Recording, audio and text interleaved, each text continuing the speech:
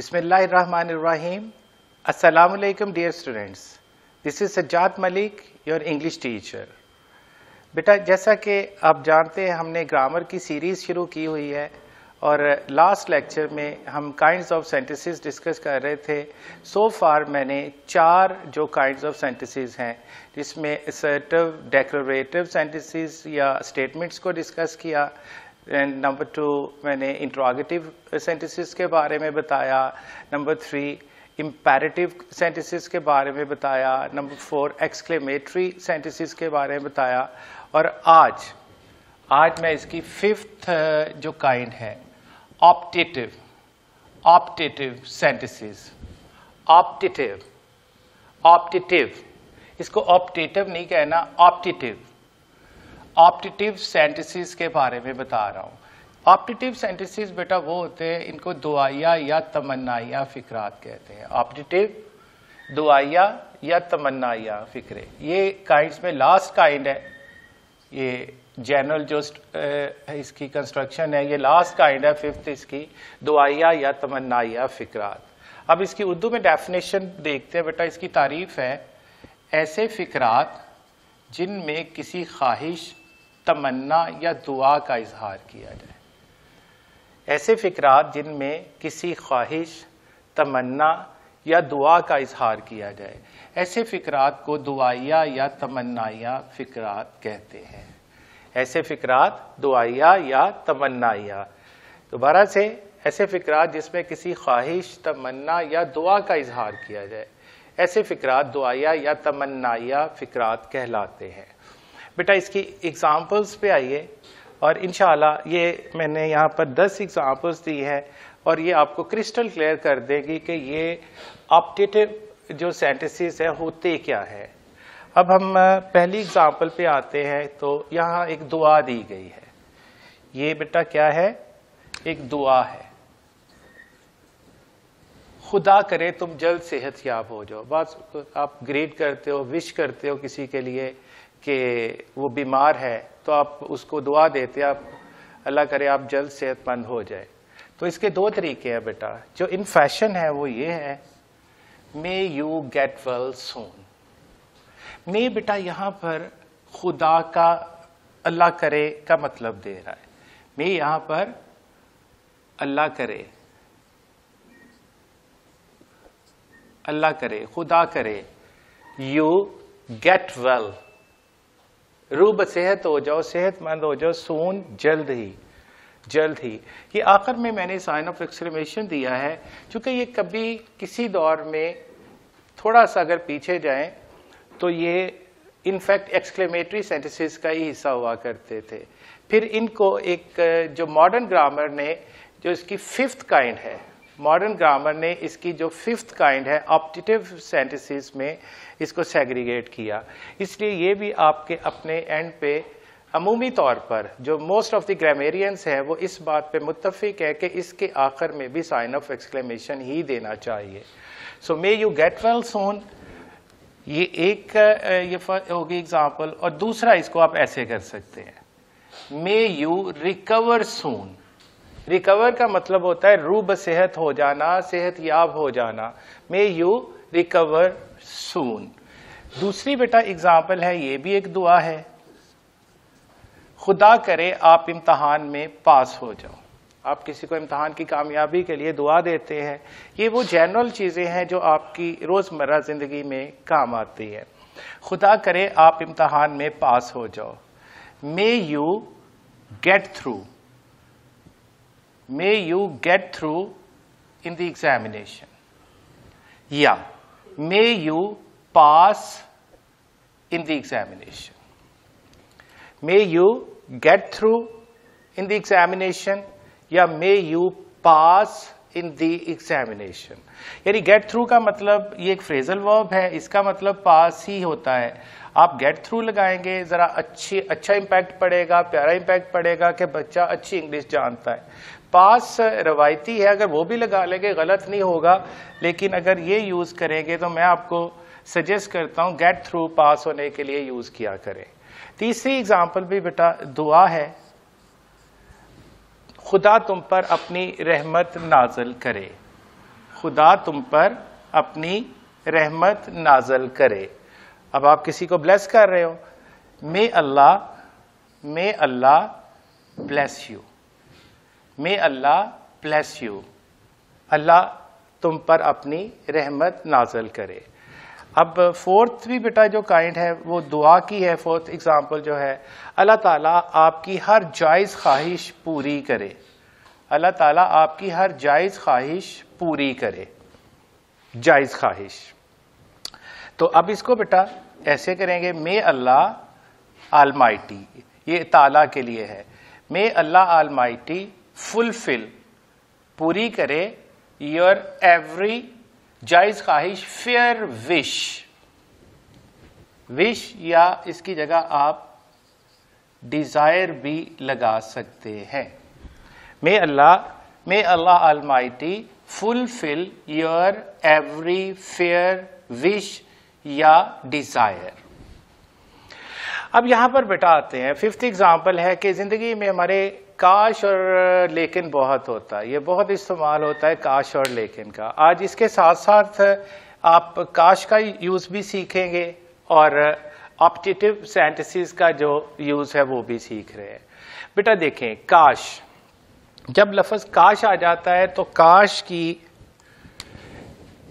काश तो इसके बाद साइन ऑफ एक्सक्लेमेशन दे, इसकी इंग्लिश होती है वुड दैट, वुड दैट। अच्छा, पॉइंट बेटा आपने समझना है, अगर फिक्रे में काश के बाद कोई एडजेक्टिव,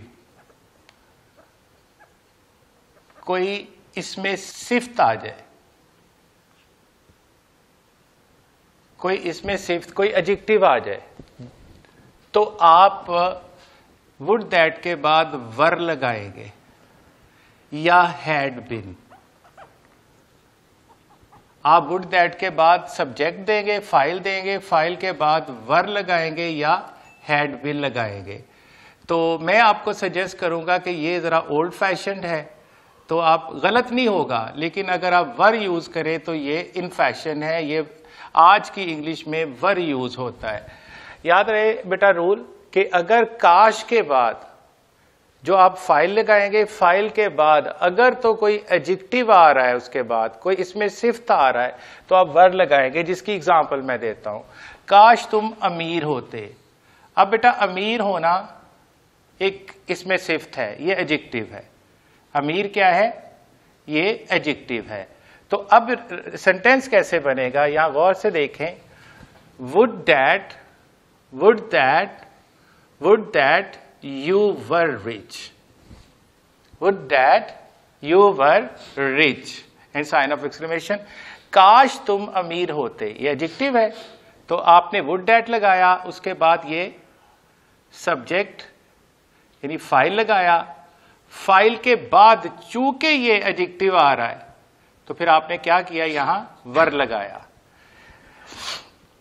और अगर अच्छा इसकी मैं एक और एग्जांपल पहले दे लूं, यहां पर भी काश मैं शाहीन का तालब इल्म होता। अब तालब इल्म बेटा स्टूडेंट, ये इसमें सिफ्त है, ये क्या है, इसमें सिफ्त है, ये एडजेक्टिव है। सो इसकी जो इंग्लिश है स्टूडेंट, ये क्या है, एडजेक्टिव आ रही है। तो उस रूल के तहत फिर आप क्या करेंगे, वुड दैट के बाद आप फाइल लगाएंगे, चूंकि मैं यहां पर आ रहा है फाइल, आप सब्जेक्ट देंगे यहां पर, और सब्जेक्ट के बाद आप वर यूज करेंगे। So would that I were the student of Shaheen, would that I were the student of Shaheen. अच्छा, एक और एग्जाम्पल है, काश वो गरीब ना होती। अब गरीब होना भी बेटा ये एडजेक्टिव है, गरीब होना भी एक एडजेक्टिव है। तो अब यहां पर चूंकि पुअर आना है, इससे पहले की प्रेपरेटरी सब्जेक्ट हमारे पास वुड दैट के बाद शी आ रहा है, शी हमारा सब्जेक्ट है और पुअर हमारा एडजेक्टिव आ रहा है, कोई फेल नहीं आ रहा। तो हम क्या करेंगे बेटा, उसी रूल के तहत, ये जो मैंने अभी आपको बताया उसी रूल के मुताबिक, would that she were not poor, would that she were not poor.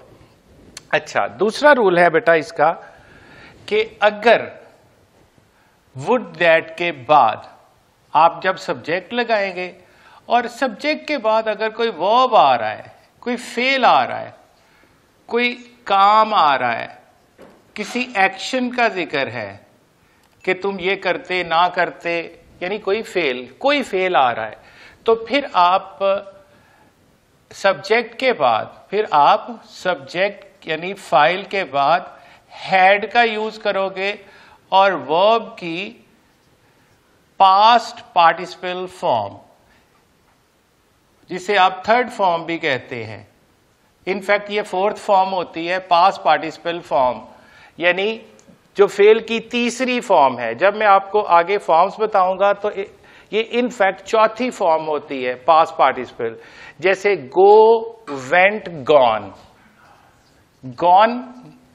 गो की पास्ट पार्टिसिपल फॉर्म है, डू, डिड, डन ये पास्ट पार्टिसिपल फॉर्म है। तो यह दोबारा बता दूं, अगर वुड दैट के बाद यानी काश के बाद अगर कोई फेल आ रहा है, कोई एक्शन आ रहा है, तो फिर आप हैड के साथ थर्ड फॉर्म देंगे, मतलब उसका प्रेजेंट में ही रहेगा। ये ना आप समझिएगा कि मतलब उसका पास्ट परफेक्ट में कहीं चला जाएगा। तो उसकी एग्जांपल ये देखते हैं, काश वो अपना वक्त जाया ना करता। अब वक्त जाया करना जो है या ना करना, ये फेल में आता है। जाया करना या ना करना ये फेल में आता है। ये एक नेगेटिव सेंटेंस की एग्जांपल ली, तो इसको ऐसे करेंगे बेटा, वुड दैट ना करते, सॉरी, वुड दैट, ये सब्जेक्ट आ गया आपका they, would that they had not wasted their time. Wasted बेटा वहां यहां पर वर्ब है और इसकी हमने पास्ट पार्टिसिपल फॉर्म लगा दी, would that they had not wasted their time.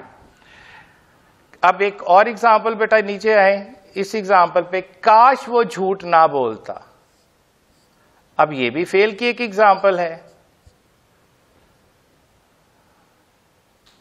ये भी फेल की, एक फेल की एग्जाम्पल दी, तो दूसरी ये फेल की एग्जाम्पल है। झूठ बोलना बेटा एक फेल है, एक फेल होता है ना, वर्ब होता है, काम होता है।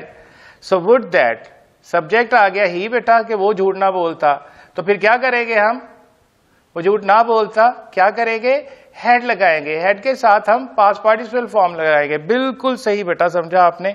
Would that he had not told a lie, would that he had not told a lie. अब एक और बेटा फेल की, ये लास्ट एग्जांपल है, काश मैं फर अंग्रेजी बोल सकता। अब ये ख्वाहिश होती है, हर एक की होती है कि मैं ऐसे बस हर एक के सामने मैं फर अंग्रेजी बोलूं, मैं फ्लुएंट इंग्लिश बोलूं, but everything is not possible only on the basis of your wishes. सिर्फ आपकी ख्वाहिशात की बुनियाद पे हर चीज नहीं हो जाती, प्रैक्टिकली कुछ करना पड़ता है। तो बहरहाल काश ने यही बताया कि मैं कोशिश नहीं कर रहा, लेकिन मेरी ख्वाहिश है, काश मैं फर अंग्रेजी बोल सकता। So would that I could have spoken English fluently। अब चूंकि सकना आ गया बेटा, सकना होता है कैन की पास्ट फॉर्म जो होती है वो कुड होती है, और कैन, कुड, मे, माइट के बाद आपने हमेशा फर्स्ट फॉर्म लगानी है, तो कुड के बाद हैड नहीं आ सकता, बल्कि इसकी प्रेजेंट फॉर्म हैव आएगी। Would that I could have spoken English fluently, would that I could have spoken English fluently. एक में लास्ट एग्जांपल आपके लिए, काश मैं आज लाहौर चला जाता, या इसका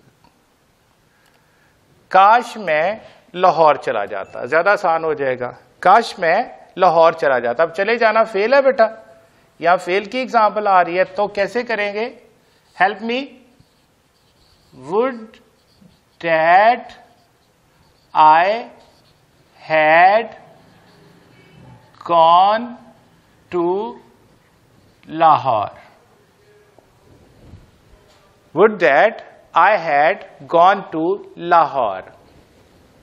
उम्मीद है बेटा आपने इस लेक्चर को गौर से सुना होगा, आप भरपूर लुत्फ अंदोज हुए होंगे। जब तक आप इंजॉय नहीं करेंगे चीज़ों को, चीज़ें आपके लिए बर्डन बनती जाती हैं। तो मैं जितना पॉसिबल है इसको आसान कर रहा हूँ, मैक्सिमम एग्जांपल्स के साथ इसको एग्जाम्पलीफाई करते हुए आपके लिए आसान तर बना रहा हूँ एज पर प्रॉमिस कि अंग्रेज़ी कभी इतनी आसान ना थी जो आपके लिए अब होती जा रही है।